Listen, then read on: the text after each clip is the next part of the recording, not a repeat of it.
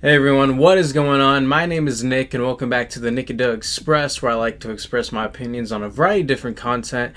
And welcome back to my ranking series where I like to rank a bunch of different franchises or film series. And in today's video, I want to talk about all of the Ice Age films ranked from worst to best, all 5 of them. I was thinking about doing Madagascar, but I was more fresh in my head with Ice Age just because of how much I grew up with Ice Age, just maybe slightly more than Madagascar, and I had watched them not too long ago compared to Madagascar, where it's been a good gap of time since I've watched those, so need more of a refresher on that. But that video will be coming soon. But for right now, I'm going to talk about Ice Age, very classic film franchise that's close to my heart growing up. It came out at a time when I was such a small child, so really interested to talk about this series with you guys. And if you like Ice Age, if you love it, if you hate it, put it down in the comments section. Express your opinion just like the channel title says. And with all that being said, I hope you all enjoy this video, and let's get in this ranking. So coming in at the bottom is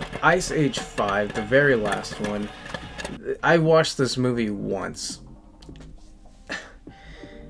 It's really sad because maybe you dislike like 4 or 3, or you don't even like the first one, but the 5th one is just so far off from even the 4th one that it's just like, how did they have this at least mostly competent animated series and then they just push it to the dirt? It reminds me of, surprisingly, the Die Hard franchise, because that whole franchise has 5 films as well. First one is the best, in my humble opinion, and most people would agree with me. And then the 4th one is like kind of different than the first 3, but it still has that enjoyable flavor of like the franchise itself. And then so coming to hear this Ice Age, totally different type of genre of film, but they both have 5, and I just thought about that right now, how they kind of coincide, because both Die Hard 5 and Ice Age 5 are pretty crap. So there's a little bit of a Die Hard feeling of how I feel about Die Hard 5. But anyway, Ice Age 5 is just, I don't even care enough to get into the story, to be honest. I'm sorry if that bothers you, but I feel like I'm in the majority here where people don't like Ice Age 5, and there's good reason, because yeah, the animation's, you know, fantastic and voice acting is there, but the story, I remember I saw the trailer for it and like it looked interesting enough, and you have those comedy beats that you would expect from the Ice Age franchise and the characters, but like I already saw the trailer and I was like, dude, that's the movie.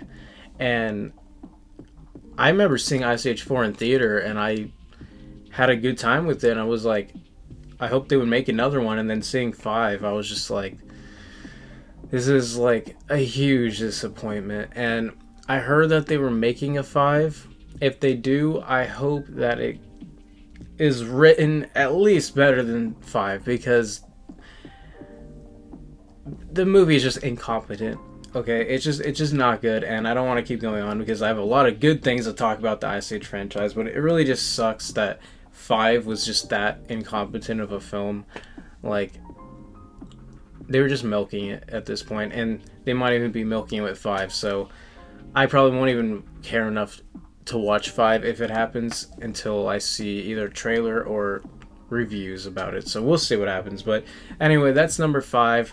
Coming in at number 4 is Ice Age 3: Dawn of the Dinosaurs. I don't think I saw this one in the theater, but I remember watching it a little while after it came out as probably, 11-year-old.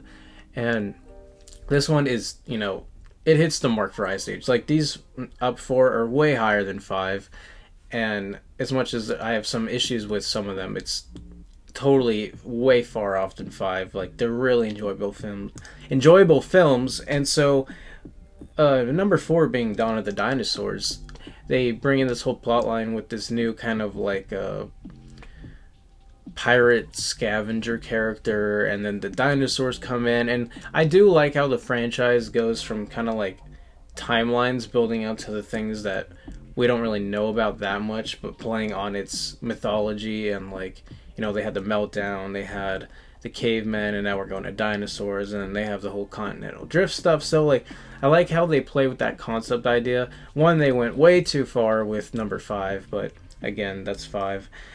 I really like Dawn of the Dinosaurs. I put it at 4 because it's way more competent than number 5, but it ends the trilogy in a good way, but I like where 4 goes. So now seeing where the 4th film went, I appreciate what they did with 3, but as much as I feel it's a competent film and has the same characters you love and the same funny jokes, and you bring in all these new elements of interesting dynamics and characters, to me at least, it didn't feel like it was the best way to finish the film. So I still love it, and I think it's like a really good one. I still want to watch it, but it didn't feel like the end to at least to the Ice Age franchise, it didn't feel like an end. So coming into my number 3 is Ice Age 4 Continental Drift. Now,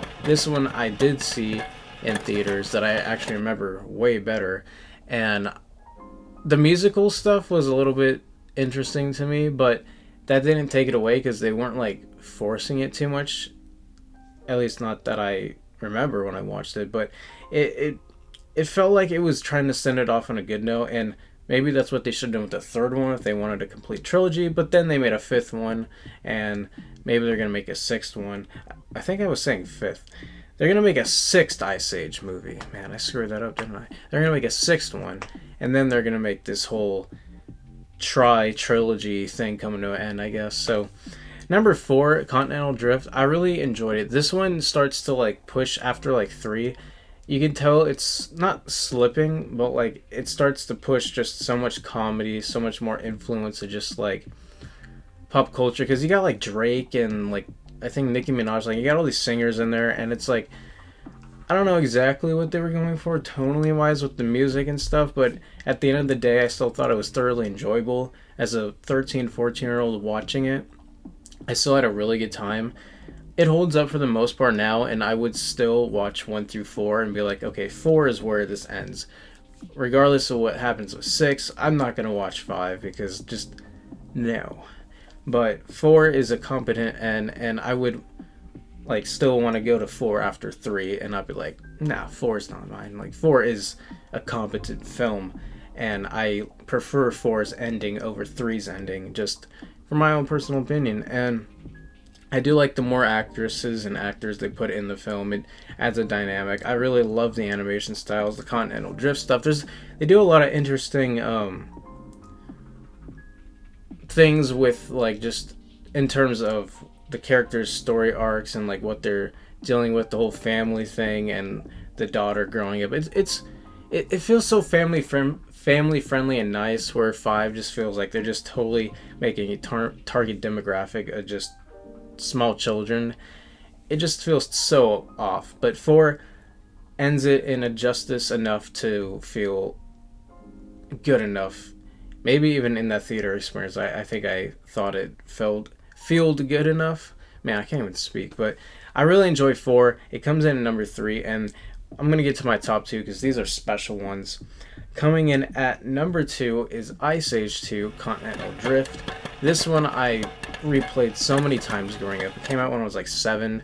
I probably rewatched it so many times of 8 and 9 and maybe 10. I just remember this one so well growing up, just with the whole Scrat. I forgot to mention Scrat, but the second one is where Scrat becomes even more of like an iconic character. Like, it's so different and interesting. I'm surprised they haven't made his own movie yet. I mean, they've had so many short films, so I mean, there's that. But like, it does justice to the first film. I can't say it's better, but I do think it holds up just about as well as the first one, because it has so many great character progressions with the main characters.